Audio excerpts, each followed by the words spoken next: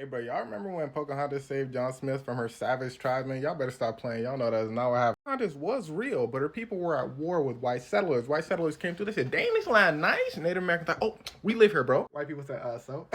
Native Americans said, "So, haha, let's scrap them." White people said, "Who? Well, us?" So they started going at it, but Native Americans was not soft. Them boys could throw hands. White people heard of a girl named Pocahontas, the chief's daughter. See, it wasn't no secret that the chief's daughter loved his daughter so much because his wife passed away in labor. In fact, Pocahontas was just a nickname he gave to her. It meant playful one since she was always so curious. Her real name was Matoaka. How they found all this out was through John Smith, but he didn't actually look. He looked more like this. He was captured in a battle against the Native Americans, and the Native Americans, to stop the war, wanted to show John that they weren't so different after all. And to do that, they would take him from tribe to tribe, and they would do a saving ceremony where some Native American girl comes and saves him before they eat him. But the person that saved him was not Pocahontas. She was like 10, and she wasn't allowed on the ceremony. She was too young. But again, through doing all this, John figured out the chief's weak spot, his daughter, Pocahontas. John said, "Hey, chief, before I go though, what's up with your daughter though?" Chief said, "Did that question make sense? You came over here, you took our land. I love my daughter. I don't like you. Your religion don't even see us as human, really. On top of that, you think she want to be with somebody that be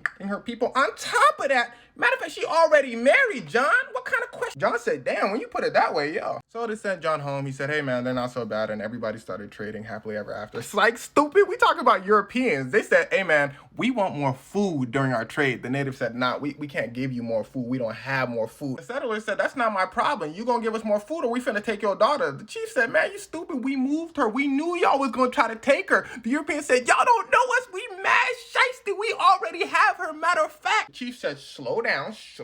What y'all want?" The Europeans said, "We don't want much. If you give us all your money, we give you back your daughter." The chief said, "Okay, what about her husband?" They said, "Oh, he gone." Now the chief paid the ransom because remember, he loves his daughter, but they went back to Pocahontas and they said, "The chief did not pay the ransom because he doesn't love you." Pocahontas is like, "I know my dad." But she stayed with the settlers anyway, changed her name to Rebecca, and was baptized. Her sister came to her. She said, "Girl, are you crazy?" She said, "Nah." While she was there, and she had a kid. Now, on top of this, she could have still went to her dad and it could have still been up, but in full Itachi mode, she says she decided to stay with them because maybe this way there won't be all-out war and everybody could just chill out. Now, they went to the dad with audacity and told him to approve the marriage. Pops was ready for whatevers, but he understood his daughter's wishes and he knew if he said no, things were not going to go well for her, so he accepted. So they took Pocahontas, her sister, and a few other native folks and they sent them to Europe. Now, sadly, on her way back to see her family, she passed away on the ship. Her sister swears that she was poisoned because she was with her and she knows that Pocahontas, Matooka, her real name, was full of health before she dined with the captain and suddenly got sick. Her father was so stricken with grief, he passed away the following year. John Smith said, "Damn, this story don't look good." So he wrote a whole other series of events in his book. But historians noticed many things that didn't line up in his 3 books. The story that I just told you was from the oral history of the Native Americans that got her taken away from them.